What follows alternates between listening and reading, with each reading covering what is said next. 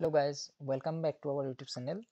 আজি এই ভিডিঅ'ত আমি গুৱাহাটী ইউনিভাৰ্চিটিৰ যি PG এন্ট্ৰেন্স তাৰ ফৰ্ম ফিলআপৰ বিষয়ে আপোনালোকক স্টেপ বাই স্টেপ দেখুৱাম। তো ফৰ্ম ফিলআপৰ আৰম্ভণি আজিৰ পৰা হৈছে অলপ আগতে আৰু এই ফৰ্ম ফিলআপ চলিব 25/6/2024 লৈকে। এতিয়া জানো আহক ফৰ্ম ফিলআপ আমি কিদৰে কৰিব লাগিব। ঠিক আছে।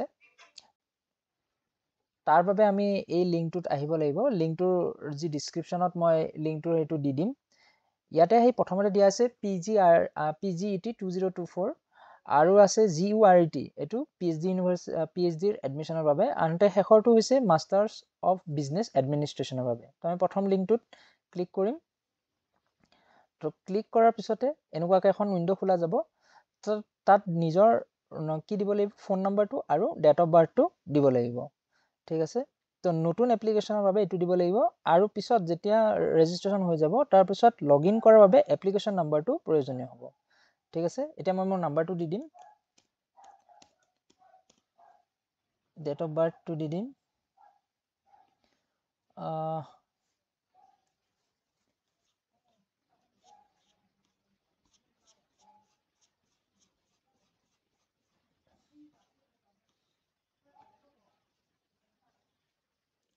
January 1. Okay, start. তাৰ বাবে সামাৰ্ট ৰেজিষ্ট্ৰেচন নাম্বাৰ লাগিব বুলি দেখাইছে। হেতু পিজিৰ বাবে এপ্লিকেবল নহয়, হেতু অকল যেটো আগৰ ইন্টিগ্ৰেটেড কোৰ্স আছিল তাৰ বাবে এপ্লিকেবল হয়। তো এটো দিয়াৰ কোনো প্ৰয়োজন নাই। তো আমি লিখিম নট এপ্লিকেবল বা যদি নাই নিলিখিলেও কোনো প্ৰবলেম নাই। তো আমি ইয়াতে ফাৰ্স্ট নেম দিম, মিডল নেম আৰু লাষ্ট নেম দিয়া। ক্যান্ডিডেটস ইমেইল আইডি এটা লাগিব। আমি আমাৰ চ্যানেলৰ দি দিম gmail.com। ফাদাৰ্স নেম এক্সাৰ মাদাৰ্স নেম তাৰপিছত পেৰেন্টছৰ ফোন নম্বৰ লাগিব যেটো ফৰ্ম ফিলআপত দিয়া ফোন নম্বৰৰ পৰা পৃথক হ'ব। তাৰপিছতে পেৰেন্টছ ইমেইল আইডি। তো এটো সাধাৰণতে ক্যান্ডিডেটৰ পৰা ডিফাৰেন্ট দিয়াটো প্ৰয়োজনীয় হয় আৰু যদি নাই এটোৱে দি দিলে হ'ল। মেল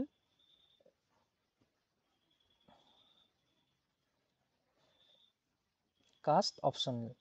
তো ক্যাটেগৰি ইয়াতে সিলেক্ট কৰিব লাগিব যে যেনিবা SC, তেতিয়া হলে ইয়াতে সাৰ্টিফিকেটখন আপলোড দিব লাগিব। মই ইয়াতে জেনাৰেলৰ বাবে কৰি দেখুৱাম unreserved. Nationality Indian, state domicile Assam, Aadhaar number optional যাৰ যদি কাৰোবাৰ আছে দিব পাৰে আৰু হোস্টেল একমোডেশন যদি প্ৰয়োজনীয় হয় ইয়াতে ইয়েস বা নো লিখিব লাগিব। আৰ ইউ ডিফাৰেন্টলি এবল যদি হয় ইয়েস, আদাৰৱাইজ নো।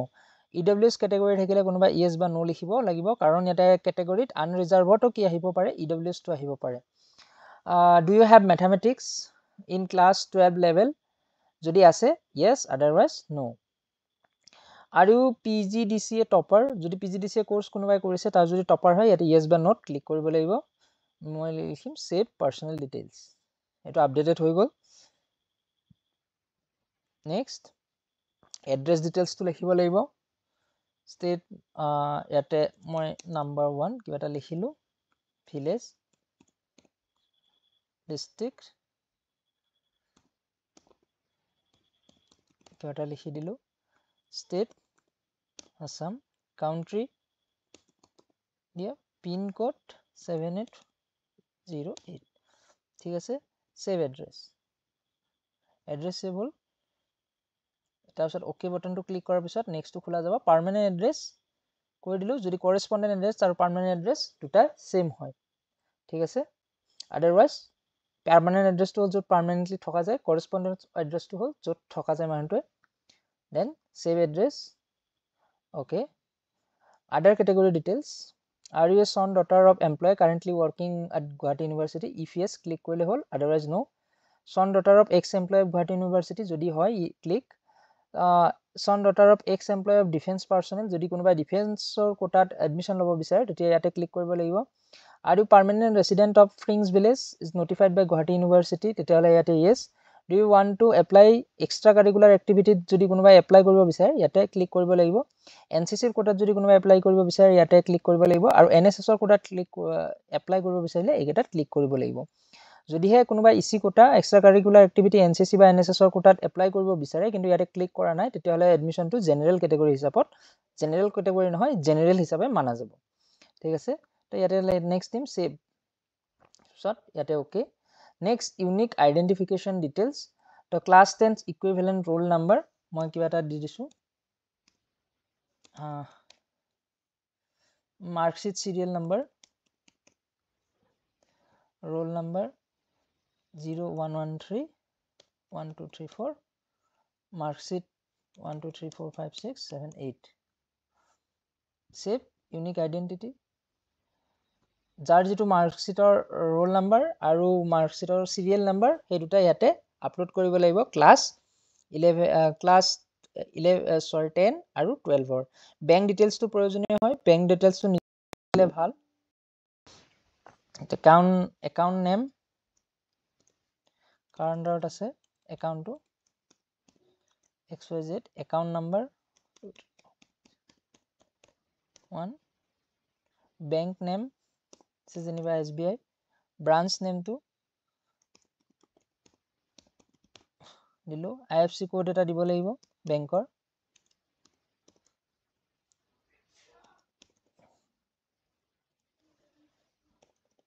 তাৰপিছত MRC code যদি আছে দিব পাৰে লিখা save bank details okay তাৰপিছত current fellowship details studentship যদি আছে are you pursuing any other regular program at Guwahati University or other university যদি এতিয়া কিবা প্ৰগ্ৰামত জড়িত হৈছে তেতিয়ালে yes দিব পাৰে otherwise it is no degree name কিহৰ ডিগ্ৰী কৰিছে ইউনিভাৰ্সিটি নেমটো ইয়াতে দিব লাগিব have you pursued or pursuing or completed any master program at Guwahati University agote jodi konobai MSc ba MA Dibrugarh University korise tetia hole yate yes ba no hisabot dibo lagibo aru yate degree passing tabisote kiman bosor pass korise gutei update kini update koribo lagibo otherwise it is freshers or kane jibur prothom barar kane master degree apply kori ase prothom mane jijon agote kono masters kora nai teolokor kane etu no hobo konobai double masters koribo bisare tetia hole etu yes koribo lagibo have you passed or are you pursuing your qualifying degree BA BCom BSc B vocational under Guwahati University যদি কোনোবা ছাত্ৰ ছাত্ৰীয়ে Guwahati University ভিতৰৰ আন্ডাৰত কি কৰি আছে আন্ডাৰগ্ৰেজুৱেট programme কৰি আছে তেতিয়া হলে ইয়াতে yes হ'ব আৰু জিও ইয়াতে ৰেজিষ্ট্ৰেচন নম্বৰ লিব লাগিব আৰু জিও ৰেজিষ্ট্ৰেচন ইয়াৰটো ইয়াতে দিব লাগিব যদি বেলেগ ইউনিভাৰ্সিটিৰ আন্ডাৰত BA BSc কৰিছে তেতিয়া হলে এটো নো হ'ব সেভ ষ্টুডেন্টশিপ ডিটেইলস কৰিলো তাৰপিছতে আহিল আদাৰ ৰিলেভেন্ট কোৱালিফিকেশন যেনে কেট মেট সেট আৰু গেট এইকেইটা যদি আছে কোনোবা ইয়াতে আপডেট কৰিব পাৰে আদাৰৱাইজ এটো নেসেসাৰি নহয় প্ৰিভিয়াস কোৱালিফিকেশন ডিটেইলস সিলেক্ট কোৱালিফিকেশন এটা এটাকে সিলেক্ট কৰিব লাগিব প্ৰথমতে HSLC আহিব তাৰপিছত ইয়াতে ৰোল নাম্বাৰটো মই ইয়াতে যেটো দিছিলো হেতুৱে পঠিয়াই দিম ঠিক আছে তো ইয়াতে ৰোল নাম্বাৰ দিলো স্ট্যাটাস obviously passed subject খিনি গুটেই নিজৰ দিব লাগিব বা stream যিখিনি হয় year of passing 20 যেতিয়া পাস কৰিছিল maximum mark যেটো মাৰ্কশিটত থাকে obtained mark percentage কিমান percentage হয় হেতু নিজে লিখিব লাগিব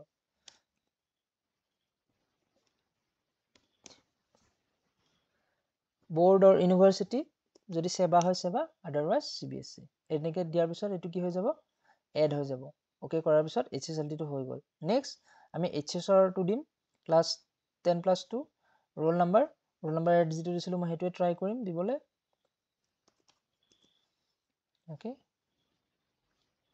তো ইয়াতে roll number status pass subject বা stream science 2015 maximum mark 500 এটো আহিল out of 500 percentage কিমান হ'ব 100 এটো হ'ব CBSC যদি CBSC হয় CBSC otherwise সেবা হলে যেটো Assam higher secondary education council হলে হেতু হ'ব এড তেতিয়া এনেকে তলত লাইনটো কলমটো এড হৈ যাব তাৰ পিছতে আহিব BSc ডিটেইলস সে যেনিবা গ্ৰেজুৱেশ্যনৰ কথা দিলোঁ S12345 ষ্টেটাছ এপিয়াৰ্ড যদি কোনোবা নতুন ষ্টুডেণ্ট হয় প্ৰথমবাৰৰ কাৰণে এপ্লাই কৰি আছে যিজনে পাছ এতিয়ালৈকে BA বা BSc পাছ কৰা নাই ইয়াৰ এক্সপেক্টেড ইয়াৰ আমি ইয়াতে দি দিম 2024 এক্সপেক্টেড ইয়াৰ মেক্সিমাম মাৰ্ক এৱেইটেড থাকিলে এইটো দিয়াৰ কোনো প্ৰয়োজনো নাই actually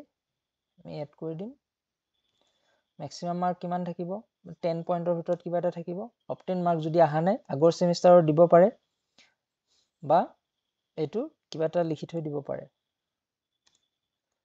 percentage board university Jio Guwahati university তো সেভ হ'ল ঠিক আছে এইখিনি এপিয়াৰ কৰিলে এইখিনি বস্তু দিয়াৰ প্ৰয়োজন নাথাকে তাৰপিছত in case the application who do not have percentage or obtain mark qualified examination their grades should be converted to equivalent percentage কোনোবাৰ যদি গ্ৰেডত মাৰ্ক আছে হেতু কি কৰিব লাগিব পাৰ্চেন্টেজলৈ কনভাৰ্ট কৰিব লাগিব applicants not having percentage conversion formula on their mark sheet should multiply the grade point with the grade scale to obtain the equivalent percentage যিসকলৰ conversion formula নাই তেওঁলোকক কি কৰিব লাগিব formula on their mark sheet যিবোৰৰ নাই multiply the grade point with the grade scale to obtain the equivalent percentage applicant who have not yet received their result so indicate a 0 in their marks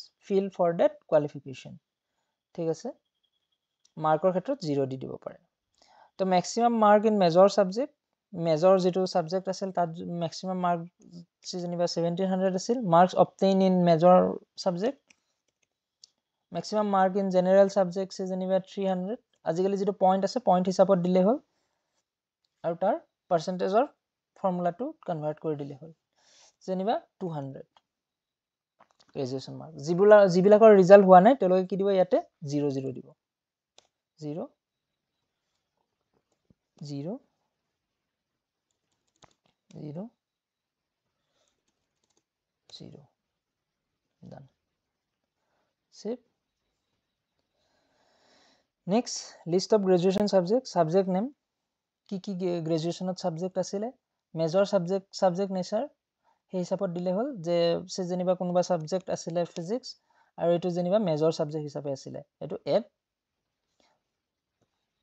হৈ গল কোনোবাৰ সে যেনিবা maths আছিল maths তাৰ কি আছিল এটো জেনাৰেল বা ইলেক্টিভ সাবজেক্ট আছিল তো এটো গোৱাৰ পিছত এড কৰিলে হল এইখিনি হোৱাৰ পিছতে আমাৰ কি আহিব এপ্লাইড program কিহৰ কাৰণে মই এপ্লাই কৰি আছো সে যেনিবা এটা যিমানটা program দিয়া আছে মই statisticsৰ কাৰণে এপ্লাই কৰি আছো MSc in statistics add এটাতকৈ ডাবল হলে ইয়াতে এড কৰি যাব লাগিব সে যেনিবা মই ফিজিক্সটো মই ম্যাথমেটিক্সটো এপ্লাই কৰি দিম ইনস্ট্ৰুমেন্টেশন সে যেনিবা মই এটো এড কৰি দেখালো এটাতকৈ দুটা program এনেকৈ এড কৰিব লাগিব সেভ কৰাৰ পিছত ওকে তাৰ পিছতহে এটো আপডেট হৈ যাব এক্সাম চেণ্টাৰ এইকেইটা দিয়া আছে গুৱাহাটী বৰপেটা ধুবুৰী তেজপুৰ লখিমপুৰ যোৰহাট ডিব্ৰুগড় ডিফু শিলচৰ শ্বিলংলৈকে দিয়া আছে সেনে যেনিবা বৰপেটা দিলো save centre okay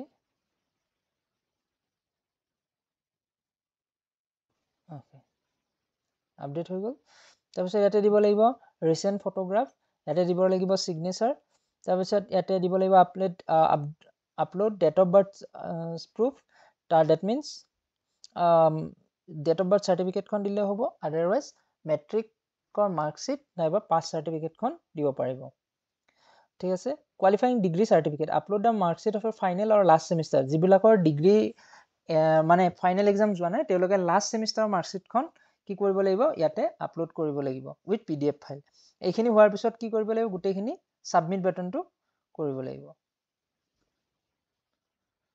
upload your passport মই গুটেইখিনি বস্তু কৰা নাই কাৰণে কি আহিছে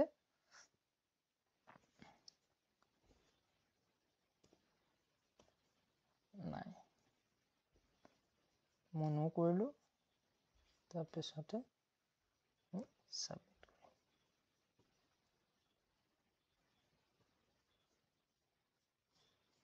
এগেইন আমাক কি কৈ আছে যে আপলোড কৰিব দি আছে নিজৰ ফটো গোটেইখিনি ডকুমেণ্টছখিনি আপলোড কৰিব দি আছে তেতিয়াহে এইখিনি কি হ'ব কমপ্লিট হ'ব এইখিনি সাবমিট হোৱাৰ পিছত কি আহিব গোটেইখিনি কমপ্লিট হোৱাৰ পিছত পেমেণ্ট অপশ্যনটো আহিব তাৰপিছত পেমেণ্ট কৰিব লাগিব আপোনালোকে তো আজিলৈ ভিডিঅ'টিত ইমানেই আছিল কিবা যদি অসুবিধা আছে তেতিয়াহ'লে ভিডিঅ'ৰ কমেণ্টত আপোনালোকে আমাক সুধিব পাৰে আমি সাধ্য অনুসাৰে গোটেই ভিডিঅ'ত আপোনালোকে দেখিছে চাগে আমি ৰিপ্লাই কৰোঁ পজিটিভলি মানুহক গোটেইখিনি ৰিপ্লাই কৰি আছোঁ গতিকে ভিডিঅ'টি ভাল পালে চেনেলটি ছাবস্ক্ৰাইব কৰিব আৰু প্ৰয়োজনীয় লোকৰ মাজত ভিডিঅ'টি শ্বেয়াৰ কৰিবলৈ নাপাহৰিব আনহাতে ভিডিঅ'টিত লাইক কৰিব যাতে আপোনালোকৰ নিচিনা প্ৰয়োজনীয় ছাত্ৰ ছাত্ৰীসকলৰ প্লেলিষ্টত ভিডিঅ'টি অনায়াসে আহি যায় ধন্যবাদ